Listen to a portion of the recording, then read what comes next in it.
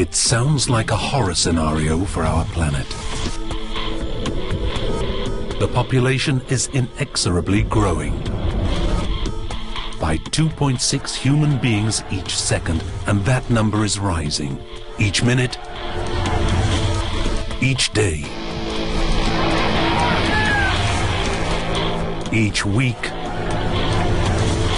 each month, each year. Today, it's already 2050 at least.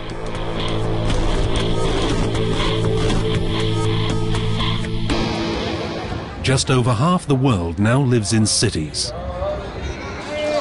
The number of megacities keeps increasing.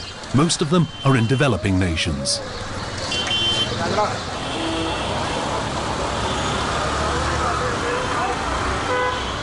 People in the megacities need water and food. Urban dwellers suffer more from hunger than their rural counterparts. Even today, nearly 500 million people worldwide do not have enough to eat. The world, however, produces enough food to feed everyone, theoretically. But a large part of that food never reaches the consumer. Why is that? One obvious reason is social inequality. The gap between rich and poor in India could hardly be bigger.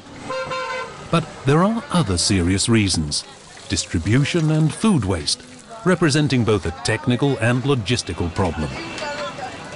India has the potential to play a key role in the global food supply.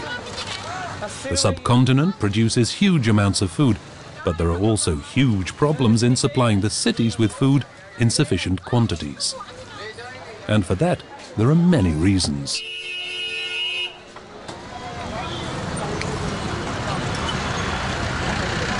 According to official figures, about 40% of India's population is undernourished.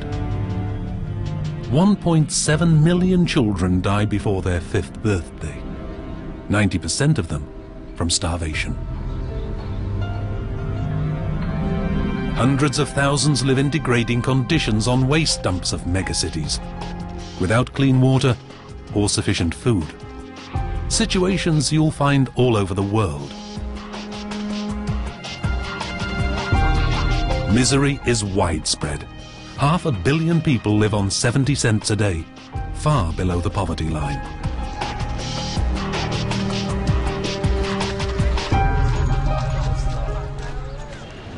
Hygiene when handling food is not self-evident. Adequate treatment of food is often impossible due to a lack of standards and the necessary equipment.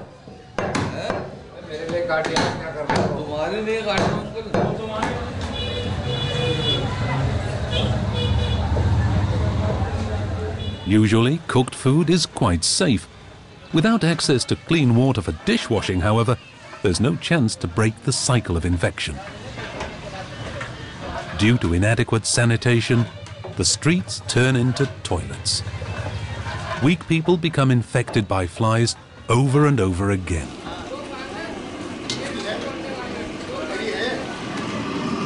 It's actually because of social achievements that have been promoted by the population itself that hunger doesn't cause even more deaths. People in India fight hunger as best they can, without the support of institutions, and mostly relying on their own initiatives. The religious Sikhs show how charity works. Their most important sanctuary is the Gurudwara Bangla Sahib temple in Delhi. In an enormous kitchen, they prepare food around the clock.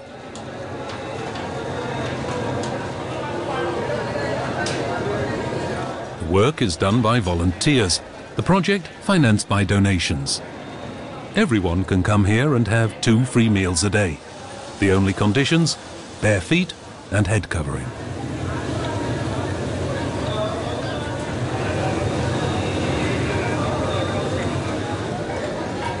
In accordance with their faith, the Sikh practice the principle of equality between men and women, between rich and poor. Therefore, the caste system has no relevance. 100,000 people a day have a warm meal at this temple.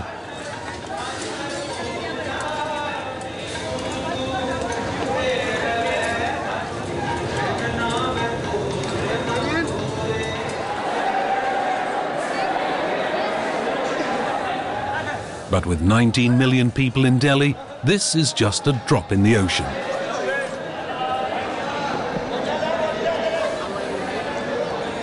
Free food for the poor is also provided in more deprived areas. At noon and in the evening, people in need are gathering in front of the soup kitchens and wait for their meals.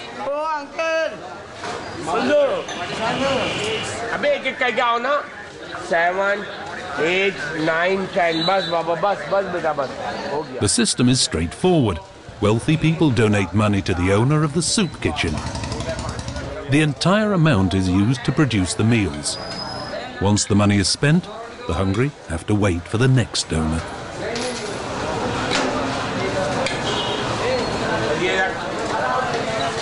The examples show that Indian people have developed creativity in dealing with their food supply. But charity is not enough. The authorities recognize that. India is projected to be the world's most populous country by 2050, with about 1.6 billion people.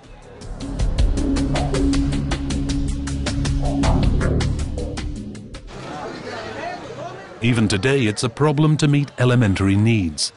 In India, as in nearly all poor countries, clean water is a scarce commodity. Principally, running water from either taps or pumps is classified as harmful to health because nobody knows where it comes from. India is symptomatic of poor countries worldwide, not only in terms of water. India's traffic conditions are also typical. As in most countries, the transport of people and goods is a disaster. Crashes, chaos and endless traffic jams are standard. Free rides are impossible on the dusty rural roads. Each journey seems to take an eternity. It takes a truck 5 days to travel the 1,500 kilometers from the business metropolis Mumbai to the capital, New Delhi. And then there's the waiting to cross the borders of the autonomous regions. Small merchants and wholesalers are flocking from all over the country to the urban centres. The megacities of India, Mumbai, Delhi and Kolkata, are at the point of collapse.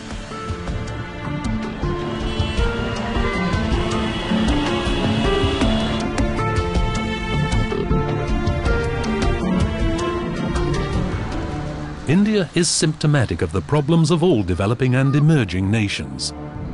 Megacities are sprawling, widely uncontrolled, social gaps are widening, and distribution problems are increasing. By 2030, 2/3 of the world's population will live in megacities, the majority in degrading conditions, without water, electricity, sanitation, and without sufficient food.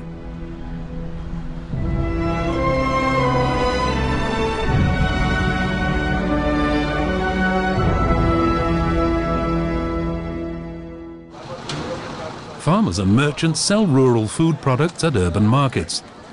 People are sorting out spoiled fruit and vegetables all over the place. About 40% of the goods spoil during transport from field to consumer.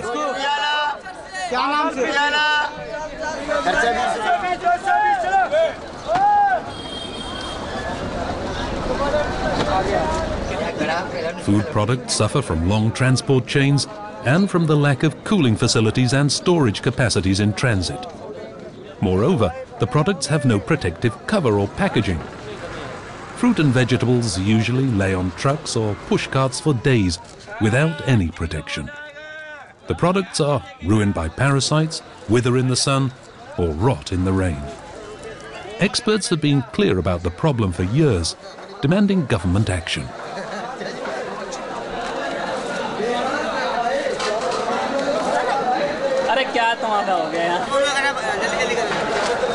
To reduce losses, I think we need food processing, for which we need investment.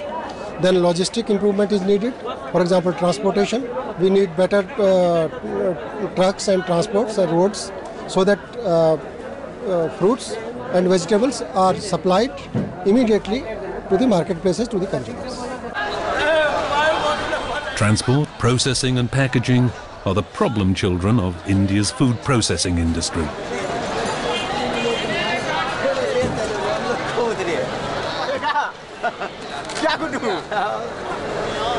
People try to minimize food losses by simple measures, but a poor infrastructure leaves them with a nearly insoluble problem. About half of all Indians work in agriculture. Farmers, merchants and carriers have, for many years, been urging the government to build warehouses and cold stores. But little so far has been done. Fruit and vegetables continue to rot.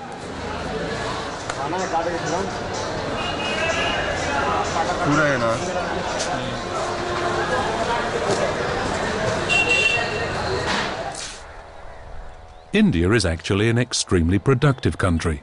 The monsoon rains usually ensure 2 crops a year.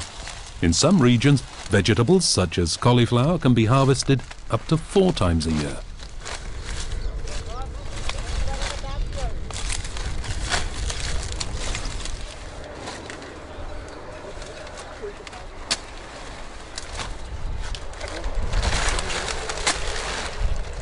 If India didn't have such a poor infrastructure, the country would have no problem in meeting its own food supply, and that of many other nations. Food processing, though, is not unknown in India. On the contrary, it has a long tradition. More than 6,000 years ago, sugarcane was introduced to India. Freshly cut sugarcane is extremely perishable. Early on, people learned that it's quite easy to preserve the sweet juice. Since then, juice has been squeezed from the sugarcane.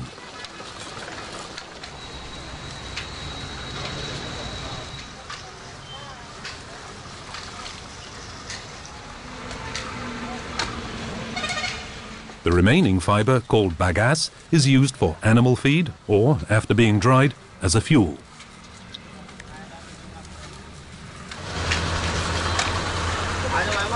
During boiling, the juice slowly thickens. After the evaporation process, at the end of the processing chain, what remains is a sticky, tasty mass. The mass is stable and easy to transport, and it can also be refined into crystalline sugar.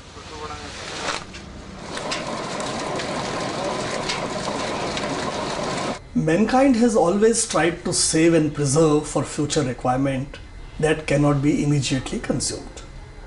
India also is rich in traditional food processing. But in the modern context, the food processing is gaining momentum in the country as more and more people are gravitating towards processed food because of their convenience and food safety and quality aspects. India already has a small packaging industry. Little colourful bags of snacks can be found at every kiosk, but it's a long way from being a sound, powerful industry. Once the first step is taken in establishing food processing industries, other branches will soon follow. This canned mango juice concentrate has travelled thousands of kilometres without damage. It comes from southern India. In a small factory on the outskirts of Delhi, it's processed into handy thirst quenchers with tasty mango juice. In a complex procedure, the water is filtered and sterilised. That is the only way to make it safe for the consumer. Here also, safety and hygiene in food production are essential. Health is the greatest wealth. Modern logistics, processing technologies and packaging are essential to meet these requirements. In addition, India will have to adjust to its fast-growing urban population. There's a chicken factory in Sonipat, in the state of Haryana. Poultry is the widest consumed meat in India. The increasing urban population is causing lasting changes in patterns of consumption. Urban dwellers don't keep chickens, nor do they buy live animals. They depend on meat that has been packed under satisfactory conditions. Small businesses, however, are able to supply only the regional market. For longer distances, an uninterrupted cold chain would be necessary. And there lies the problem. According to the Federation of Indian Chambers of Commerce and Industry, the FICCI, India's chilled storage capacity can meet only 15% of annual food production. And so food waste continues. Only a very small share of production is further processed in India. 7% of fruit and vegetables and 21% of meat. The government aims to increase that to 35% by 2025. An ambitious plan. India has the potential to become world's food basket. In terms of food production, we are first, second or third in vegetables, fruits, milk, fish and eggs. All this speaks well of India's role in the world food production across various subsectors. With the easy facilities for direct foreign investments, we are expecting international technologies and machineries to be adapted for Indian situation and closer involvement of countries which are the world leaders in food processing. India aims for leadership in the global food processing industry. Mega food parks are established all over the country. The government provides infrastructure such as buildings, warehouses and cooling facilities. The largest park in Haridwar, 200 kilometers from Delhi, is still under construction. More than 40 food processing companies will establish businesses in Haridwar. Short distances and fast processing of fruit and vegetables are expected to reduce food losses. This cutting-edge plant for fruit juice is still under construction, and it's just one of many. Soon, the world's largest food park will produce 6,000 litres of juice an hour.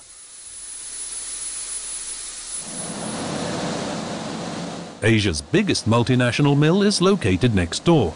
The mill has a daily output of 100 tons of wheat flour. Currently, parts of the packaging are still done by hand. Indian manpower is cheap, but every contact with human beings presents a health risk for the consumer. The 2011 Indian budget gave approval to set up 30 mega food parks across the country, a project of superlatives.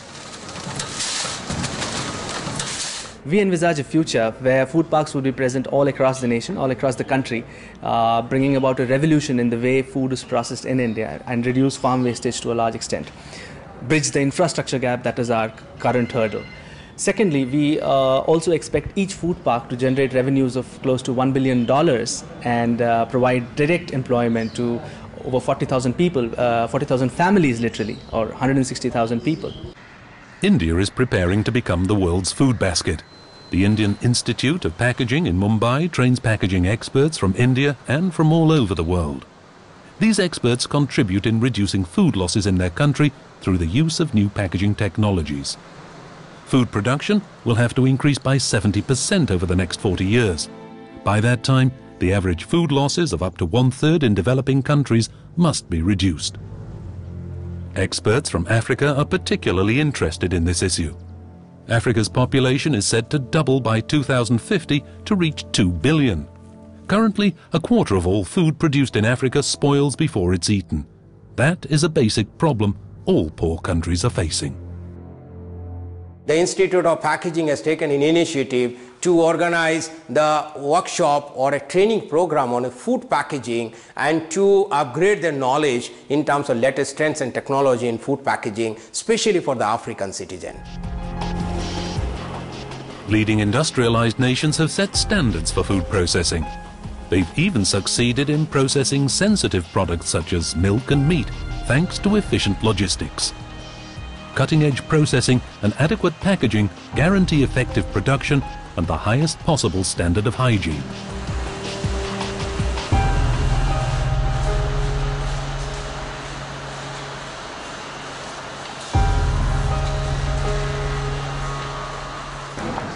To become a global food industry leader, India is planning investment of about 16 billion euro. One reason why German and Indian associations have established close partnerships over recent years. German manufacturers of food processing machinery and packaging machines have operated here in India and around the world for many years.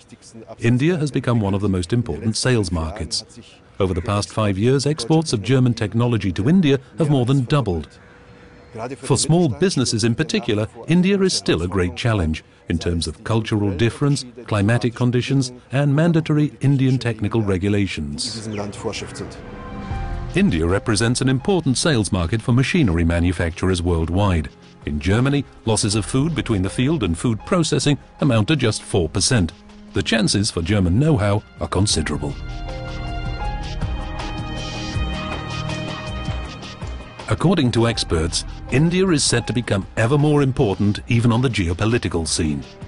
Some entrepreneurs have identified the potential and engaged in substantial investment. The Indian market will become one of the world's key markets. Germany depends either on exports or the cooperation with other nations within international networks. India is expected to become one of the world's most important nations, and Germany needs to be part of this process. Rice is one example that demonstrates India's potential to establish further links between productivity and quality and hygiene standards. Along with maize and wheat, rice is the world's most grown staple food. In India, white rice forms part of daily life, but hardly anybody knows of its complex production process. A mill first separates the grain from the chaff, or more precisely, the rice corn from its husk. The husk is used for heating, as animal food, or as natural fertilizer. The load on the truck is compressed by human feet to save space. A vibrator separates the cleaned rice corns from those that need further threshing.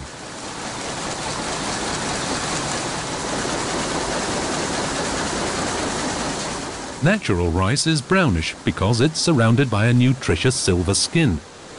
To make the rice shine white, every single corn has to be polished 3 times.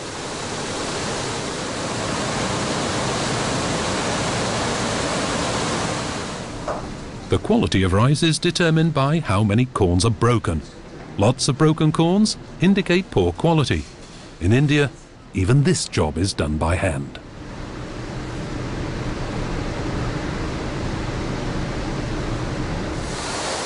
Any remaining dark rice corns and other impurities are removed by a high-tech machine with sophisticated high-speed cameras.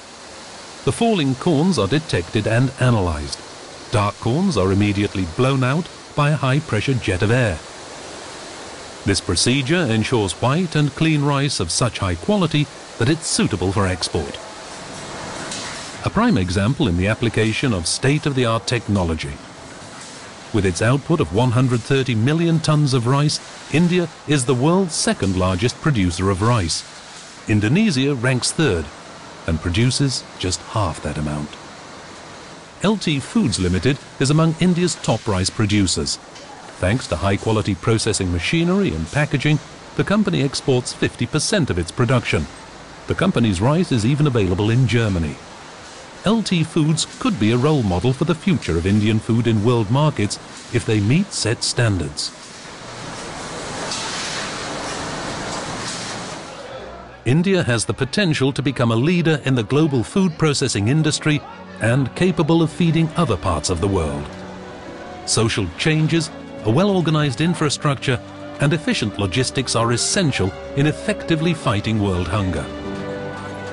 The example set by India demonstrates that modern processing and packaging technologies are important elements in the struggle for final victory in the war against world hunger.